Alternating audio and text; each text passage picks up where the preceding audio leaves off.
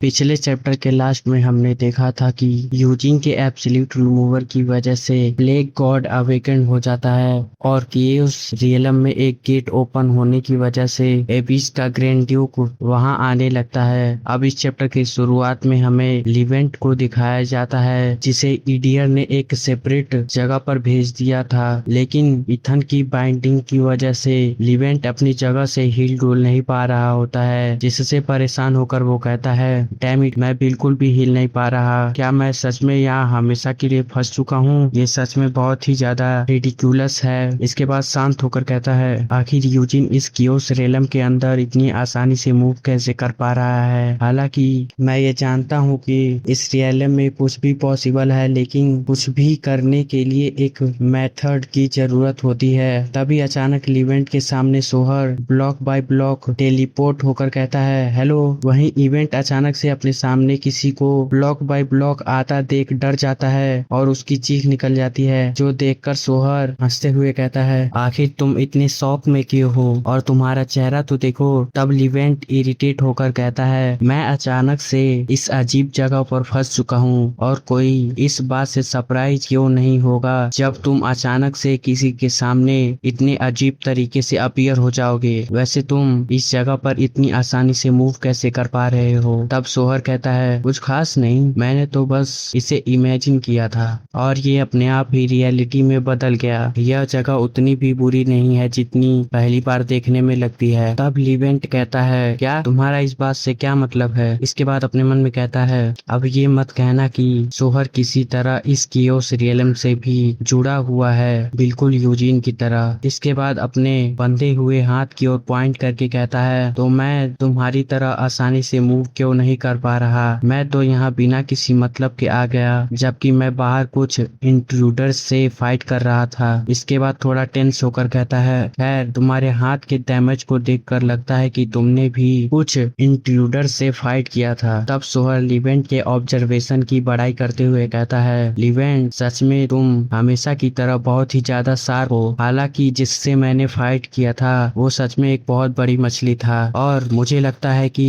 तुम उसे जानते होगे। इसके बाद अपने आसपास देखते हुए कहता है क्या वह भी इस रियलम में कहीं फंसा हुआ है? यह सुनकर लिवेंट थोड़ा परेशान होते हुए अपने मन में कहता है मैं बस यही उम्मीद कर सकता हूँ कि किसी तरह प्रोफेसर यहाँ से निकल गए होंगे। वैसे भी वो कोई ऐसे आदमी नहीं है जो इतनी आसानी से मर जाएं। तभी सोहर लिवेंट को टेस्ट करने के लिए हंसते हुए कहता है सच में ये बहुत बुरा हुआ, काश तुमने भी उसे देखा होता, वह सच में बहुत ही ज्यादा मजेदार था। वहीं लिवेंट सोहर के इंटेंशन को समझ जाता है और अपनी नजरें छुपाते हुए अपने मन में कहता है अरे नहीं, ये मुझे टेस्ट कर रहा है। इसके बाद नॉर्मल रिएक्शन के साथ कहता है मुझे इन सब चीजों से कोई फर्क नहीं पड़ता, फिलहाल सबसे जरूरी बात ये है कि क्या नकरन का रिजरेक्शन रिचुअल कंप्लीट हुआ? तब सोहर अपने हाथ को देखते हुए कहता है रिचुअल तो कंप्लीट हो गया, लेकिन सिर्फ इतना ही नहीं। इसके बाद अपने हाथ में पड़े नकरन को लिवेंट को दिखाते हुए कहता है उस बेवकूफ ईडियर की वजह से मैंने वहां से इसे भी आसानी से चोरी कर लिया। वहीं एक गॉड को देखकर लिवेंट की हालत ही खराब हो जाती है और वो हैरान होकर कहता है पकड़ लिया, वो भी एक गॉड को? इसके बाद चिल्लाकर कहता है कैसे? और उससे ज्यादा इम्पोर्टेंट, क्या तुमने इटर्नल ऑर्डर को भी धोखा दे दिया है? और तो और तुम इसके साथ अब क्या करने वाले हो? तब सोहर हमेशा की तरह हंसते हुए कहता है मेरे बच्चे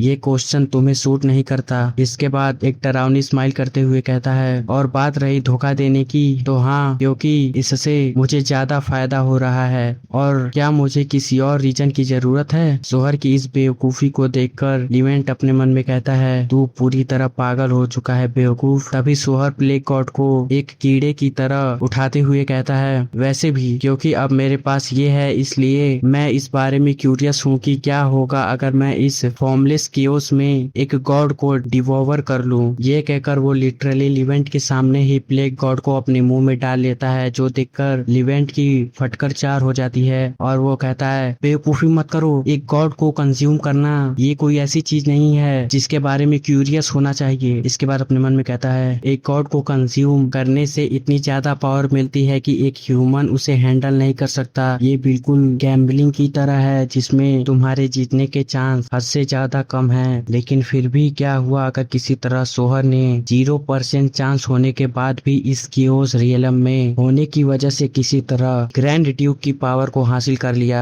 ऐसी कंडीशन में मेरी बात याद रखना, सोहर जो प्लेग फैलाएगा उससे पूरी इंसानियत को कोई नहीं बचा पाएगा। ये सब सोचकर लिवेंट अपने आर्मर को एक्टिवेट करते हुए कहता है, मुझे कुछ भी करके सोहर को मारना होगा। ये कहकर वो अचानक से सोहर के ऊपर ट्रिपल बस्ट शॉट और ब्रेकिंग फ्लेम कैनन का एक कॉम्बाइन स्नीक अटैक कर देता है, जिसे अपनी ओर आता देख सोहर स्माइल करते हुए कहता है, गद्दार, मैं जानता था कि तुम ये जरूर करोगे। इसके बाद सीन यूजिन और ईडियर की फाइट पर शिफ्ट होता है, जहां यूजिन फेलिपिया स्वॉर्डमैनशिप और डेसियो को कॉम्बाइन करके ईडियर पर एक अटैक कर देता है, जिसे ईडियर आसानी से फेलिपिया के 24 बेसिक मूवमेंट्स में से एक को यूज करके ब्लॉक कर लेता है और यूजिन पर एक और बेसिक मूव को यूज करके काउंटर अटैक भी कर देता है, जिसे यूजिन बहुत मुश्किल से सेंट्रीफ्यूगल स्लैश और फ्लेम स्लैश के कॉम्बिनेशन अटैक से ब्लॉक करता है और उनके शॉट के टकराने की वजह से वहां पर एक बहुत ही हाई प्रेशर रिलीज होता है, जिसके इम्पैक्ट की वजह से यूजिन उड़कर पीछे चला जाता है, लेकिन ईडियर को कुछ भी फर्क नहीं पड़ता। वहीं यूजिन पीछे जाते हुए अपने मन में कहता है, अंकल की स्वॉर्डमैनशिप की स्किल अलग ही लेवल पर है। इसके बाद ईडियर को देखते हुए कहता है, खासकर उनके बेसिक मूव्स जिन्हें उन्होंने परफेक्टली मास्टर कर लिया है, इसलिए मुझे एक सिंगल ओपनिंग भी नहीं मिल रही। इसके बाद फिर से ईडियर का पास्ट बताते हुए कहता है, मेरे अंकल का जन्म मेरे फादर के बाद और मेरे सबसे बड़े भाई से पहले हुआ था, जिन्हें अपने जनरेशन का प्रोडिजी कहा जाता था। वहीं मेरे अंकल के पास कोई भी टैलेंट नहीं था, इसलिए उनको हमेशा कचरे की तरह ट्रीट किया जाता था और यही रीजन था कि उन्हें आगे जाकर सिर्फ फैमिली के बेसिक स्वॉर्डमैनशिप को ही सीखने का मौका मिला। अब जब मैं इसके बारे में सोचता हूँ तो आखिर उन्होंने उन बेसिक मूव को कितना ज्यादा प्रैक्टिस किया होगा कि वो आज इस लेवल तक पहुंच चुके हैं। उन्होंने ये सब हासिल करने के लिए बहुत ही मेहनत और एफर्ट लगाए हैं। अब उन्हें देखकर ये लगता है कि हमारे फैमिली ने जो उनके ऊपर टैलेंटलेस का धप्पा लगाया था उसे उन्होंने अपने हार्डवर्क से ओवरकम कर लिया है। तभी ईडियर यूजिन से कहता है, यूजिन ये सब खत्म हुआ। तब यूजिन हंसते हुए कहता है, अंकल अब मुझे समझ आ रहा है कि आपने पहले ही उन सब चीजों को ओवरकम कर लिया है ना। वहीं ईडियर को यूजिन की बात बिल्कुल भी समझ नहीं आती और वह कंफ्यूजन में यूजिन को देखता रहता है। तभी यूजिन ईडियर के कोट के सहारे खड़ा हो जाता है और कहता है, आप एक ऐसे स्वॉर्डमैन बन गए जिसने ग्रैंडफादर की सोच को गलत साबित कर दिया।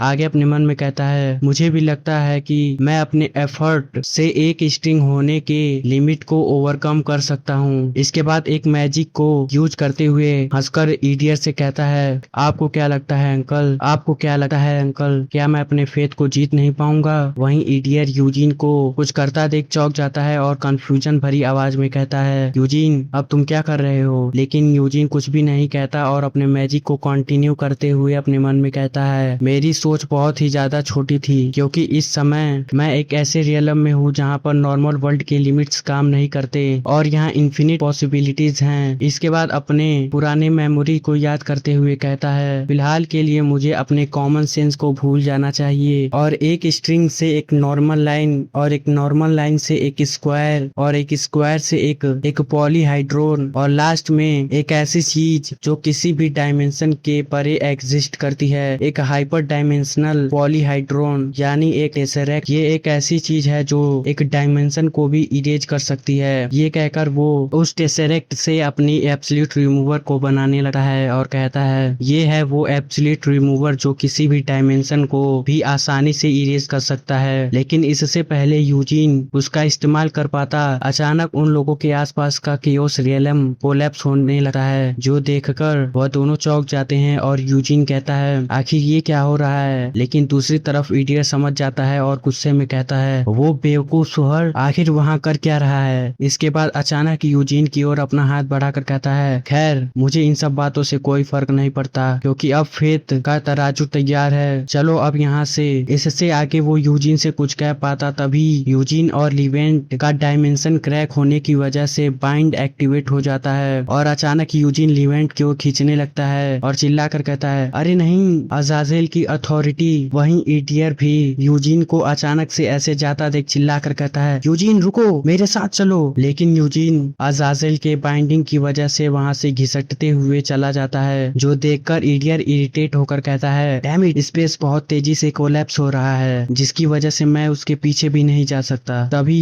उसके पीछे से इस्लान उसका मजाक उड़ाते हुए कहता है, सच में तुम्हारा लक तो कुछ ज्यादा ही खराब है डियर फिलिपिया। मुझे लगता है कि अंकल को अपने प्यारे भतीजे से मिलने में अभी थोड़ा और टाइम बाकी है। वहीं इस्लान की बकवास सुनकर ईडियर गुस्से में कहता है, इस्लान तुम्हारे इस बात से क्या मतलब है? तब इस्लान दोबारा हंसते हुए कहता है, तुम तो ये बात पहले से जानते हो है ना, ये सब प्रोफेट की मर्जी से हो रहा है। ये सुनकर ईडियर सीरियस वॉइस में कहता है, अब जब मैं इसके बारे में सोचता हूँ तो मुझे भी लगता है कि प्रोफेट को पहले ही पता था कि सोहर हमें धोखा जरूर देगा और मुझे जानबूझकर यहाँ लाया गया है। लेकिन ये सब जानने के बाद भी मैं यूजीन को ग्रैंड ड्यूक से ज्यादा प्रायोरिटी दूंगा, क्योंकि ये बात तो तुम भी जानते हो कि हम लोग सिर्फ एक पपेट हैं जिन्हें प्रोफेट अपने प्रिडिक्शन पर काम कराते हैं। इसके बाद हमें यूजीन और लिवेंट को दिखाया जाता है, जिनका सिर बाइंडिंग की वजह से दोबारा टकरा जाता है। तब लिवेंट अपने सिर पे लगे आर्मर को हटाकर कहता है, यूजीन ये तो वही कॉरिडोर है जहाँ से हम केओस रियलम में घुसे थे। अब मुझे सब कुछ समझ आ रहा है। जैसे ही स्पेस नॉर्मल हुआ, अज़ाज़ेल की बाइंडिंग भी एक्टिवेट हो गई। वहीं यूजीन का सर लिवेंट के आर्मर में टकराने की वजह से फूल चुका होता है और वो अपने सिर को सहलाते हुए कहता है, लिवेंट आखिर यहाँ हो क्या रहा है और अचानक से केओस गायब कैसे हो गया और तुम्हारे साथ अब तक क्या हुआ? तब लिवेंट कहता है, इम्पॉसिबल, ये सब सोहर की वजह से हो रहा है। सोहर का नाम सुनते ही यूजीन चौकन्ना हो जाता है और लिवेंट की बात को ध्यान से सुनने लगता है। तब लिवेंट निराशा भरी आवाज में कहता है, भले ही ये सब मैंने अपनी आंखों से देखा है, लेकिन मुझे अब भी इस बात पर विश्वास नहीं हो रहा है कि सोहर ने प्लेग गॉड नकरन को डिवॉवर कर लिया है। इसके बाद हमें बाहर का सीन दिखाया जाता है, जहां सोहर नकरन के पावर को यूज करके